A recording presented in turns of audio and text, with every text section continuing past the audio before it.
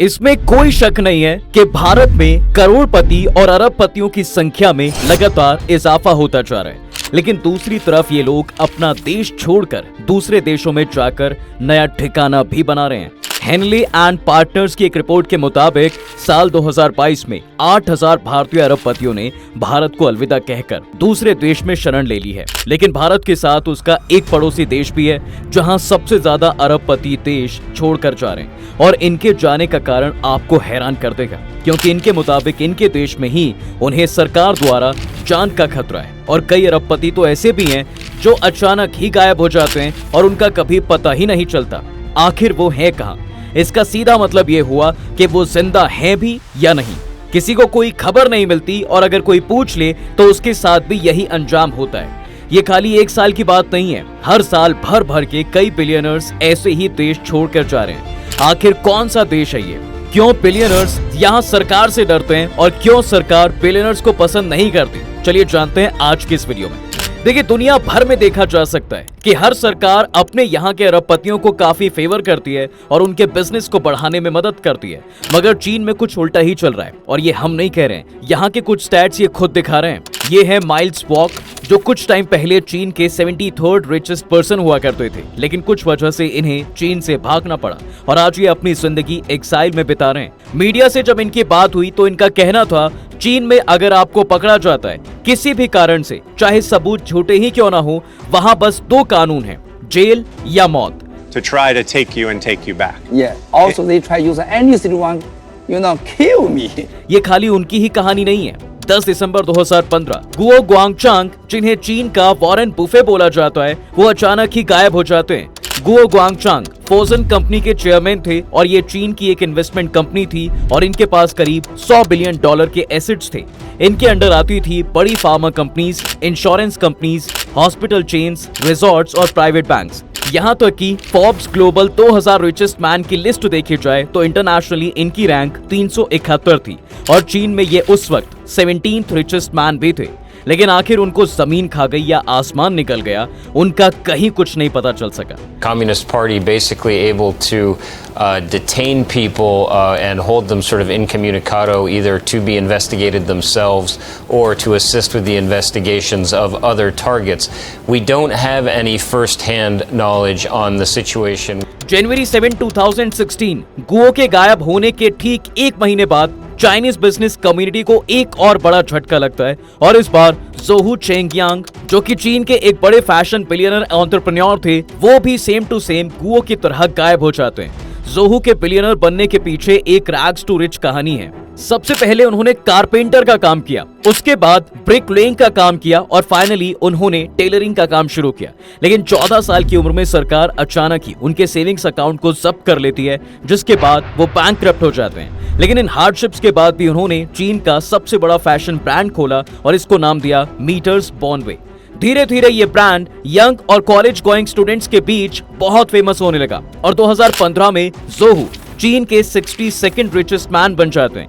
लेकिन इसके बाद इनकी कोई खबर न कंपनी के मेंबर्स को पता चलती है और कुछ टाइम पता चलता है कि पुलिस ने इन्हें गिरफ्तार कर लिया है, मगर क्यों, इसका ना तो कोई रीजन पूछता है और ना ही गवर्नमेंट बताती है। जनवरी 2017 बिलियनर फाइनेंशियर शाओ जेनहुआ, जिनकी नजदीकी शी जिनपिंग की फैमिली के साथ पहले से थी, उनकी एक वीडियो काफी वायरल हो जाती है। इसमें उनका हेड कवर रखा होता है और उनको एक व्हील चेयर पे ले जाया जा रहा था। उनको कम से कम 5 से 6 चाइनीज एजेंट्स ने घेर रखा था, लेकिन आज तक उनको किसी ने इससे पहले व्हील चेयर यूज करते नहीं देखा था। शाओ चीन के टुमारो ग्रुप को चलाते थे, जो कि एक होल्डिंग्स कंपनी थी और ये इंश्योरेंस कंपनीज, बैंक्स और रियल एस्टेट डेवलपर्स में इन्वेस्ट करते थे। उस टाइम उनकी नेटवर्थ करीब $6 बिलियन थी। लेकिन जब से चाइनीज बिजनेस टाइकून्स के गायब होने की खबरें पड़ने लगी, ये मेनलैंड चाइना को छोड़कर हांगकांग के 4 सीजन होटल्स में छुप गए। इनके साथ साथ और भी चाइनीज बिजनेस टाइकून थे जो हांगकांग के अलग अलग होटल्स में छुप गए थे और माना जाता है कि यहाँ उन्होंने पूरे फ्लोर ही बुक कर लिए थे, जिनका रेंट ये $6,000 से लेके $26,000 दे रहे थे। लेकिन इनके छुपने का कोई फायदा नहीं हुआ और चाइनीज न्यू ईयर के दिन तकरीबन रात के 1 बजे चाइनीज सीक्रेट एजेंट इन्हें एब्डक्ट करके मेनलैंड चाइना ले जाते हैं। श्याओ अपने घर में फोन करके बताते हैं कि वो एकदम ठीक हैं और उनकी कंपनी सोशल मीडिया पे पोस्ट करती है कि उनको मेडिकल ट्रीटमेंट के लिए ले जाया गया है और वो जल्द ही वापस आएंगे।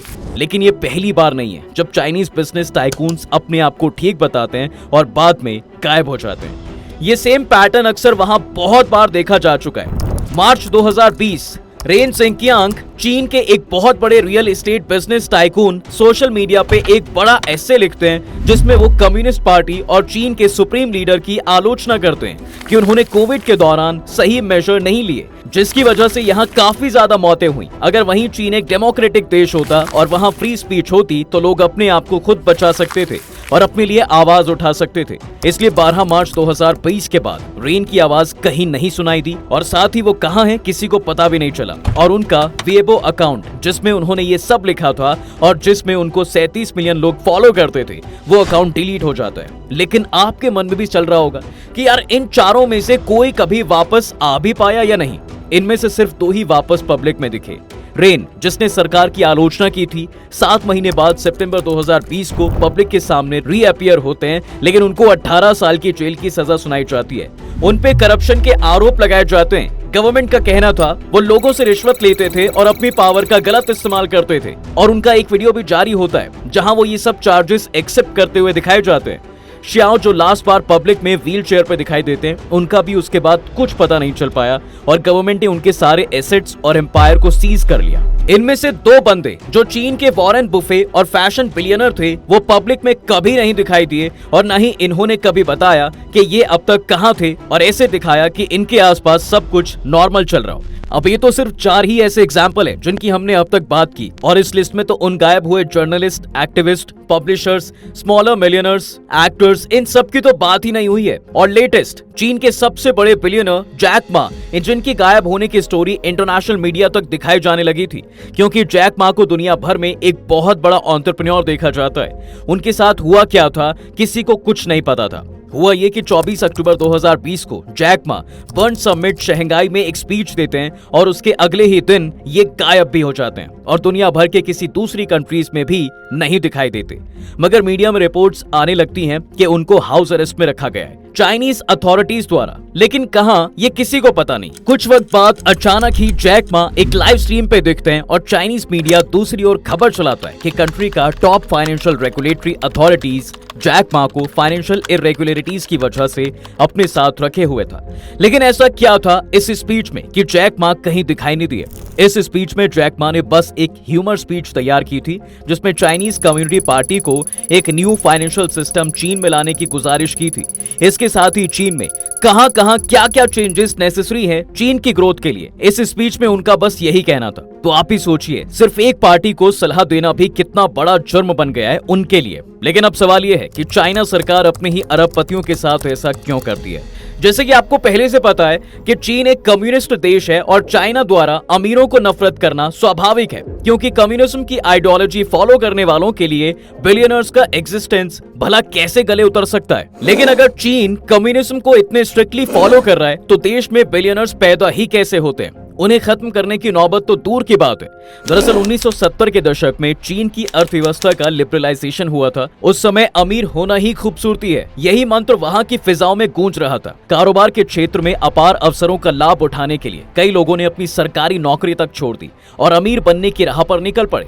उस समय रिपब्लिक ऑफ चाइना के सुपीरियर नेता डंग शियाओपिंग ने कहा कि देश के पास सुधार के अलावा कोई विकल्प नहीं है और देश को अगर विकास की राह पर आगे लेकर जाना है तो कुछ लोगों का अमीर होना यानी प्राइवेट वेल्थ को बढ़ाना जरूरी है। यहाँ से ही चीन का एक आर्थिक महाशक्ति के रूप में विकास होना शुरू हुआ और इससे दुनिया के किसी भी दूसरे देश की तुलना में तेजी से अरबपति पैदा हुए। अकेले बीजिंग अब न्यूयॉर्क सहित दुनिया के किसी भी अन्य शहर की तुलना में अधिक अरबपतियों का घर है। ग्लोबल पैंडेमिक के बावजूद चीन का टेक ग्रोथ काफी तेजी से बढ़ा था, जिसकी वजह से चीन के अरबपतियों को अपनी संपत्ति में $1.94 ट्रिलियन जोड़ने में मदद मिली।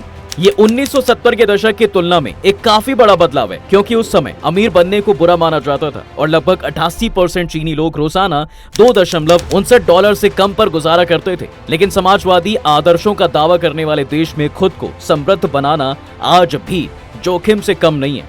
चीन में एक मुहावरा बहुत फेमस है, kill the chicken to scare the monkeys, यानी बंदरों को डराने के लिए मुर्गे को मारो। और चीनी सरकार इसका मतलब आम लोगों को डराए रखने के लिए अमीरों पर चोट करने के रूप में करती है। चीनी अधिकारियों को देश के ज्यादा अमीरों का उदाहरण देने में शायद ही कभी हिचकिचाहट हुई हो, लेकिन 2012 में चीन के कैपिटलिस्ट एलाइट के लोगों पर दबाव वास्तव में बढ़ गया जब कम्युनिस्ट पार्टी के महासचिव शी जिनपिंग ने भ्रष्टाचार पर कार्रवाई की घोषणा की। चीनी सरकार के अनुसार बिजनेसमैन की गलत कमाई को रोकने, कर्मचारियों की सैलरी में वृद्धि और मिडिल क्लास का विस्तार करने के लिए शी जिनपिंग ज्यादा सख्त पॉलिसी अपना रहे हैं। चीनी सरकार का कहना है कि वो सोशल जस्टिस के लिए पैसे के रीडिस्ट्रीब्यूशन सिस्टम को अपना रहे हैं। इसी के तहत चीन के टाइकून्स पर इनसाइडर ट्रेडिंग, रिश्वतखोरी जैसे आरोपों पर कार्रवाई भी की गई है। लेकिन क्या सच में इस कार्रवाई का यही उद्देश्य है? अगर ऐसा होता तो प्रॉपर लॉ चैनल्स के जरिए ट्रायल और केसेस कंडक्ट किए जाने चाहिए थे। लेकिन चाइना में तो कुछ बिलियनर्स को बिना प्रॉपर ट्रायल के सालों के लिए जेल भेज दिया गया है और कुछ को प्रताड़ित कर देश छोड़ने को मजबूर कर दिया गया है, तो कुछ को मार दिया गया है। देश में शी जिनपिंग सरकार बिजनेसमैन के लिए चिंता का कारण बन गई है। पिछले 2 सालों में चीन में टेक्नोलॉजी, रियल एस्टेट और एजुकेशन जैसी इंडस्ट्रीज पर जिनपिंग सरकार कठोर पॉलिसी अपना रही है।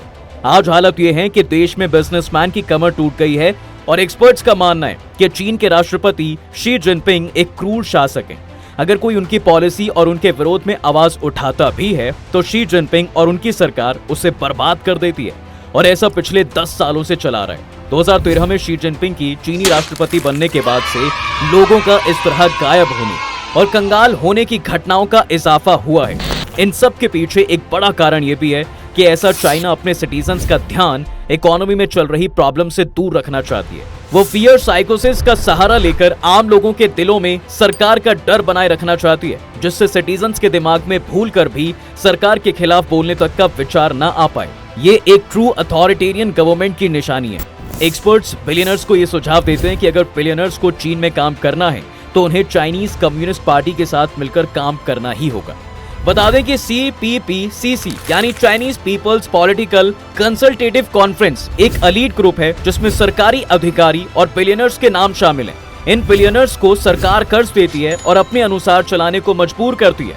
कर्ज की इस विरासत का चीन के आर्थिक मॉडल से बेहद करीबी नाता है। लेकिन अगर सरकार द्वारा निर्धारित विकास की राह से कोई बिलियनर जरा भी अलग जाना चाहता है या सरकार की पॉलिसीज के खिलाफ कुछ भी बोल देता है या किसी तरह की चालाकी करता है तो चीनी सरकार उसे अपने रास्ते से हटाने में जरा से भी नहीं हिचकिचाती। तो दोस्तों, इस तरह चीन अपने अरबपतियों को एक एक करके निपटा रही है, जिसके खौफ से लोग देश छोड़कर जाने में मजबूर हैं। आपको क्या लगता है इस टॉपिक के बारे में? कमेंट्स में जरूर बताएं। तब तक के लिए हम आपसे विदा लेते हैं। जल्द हाजिर होंगे एक नए इंटरेस्टिंग टॉपिक के साथ। अगर ये वीडियो पसंद आए तो इसे अपने दोस्तों के साथ शेयर कर दें।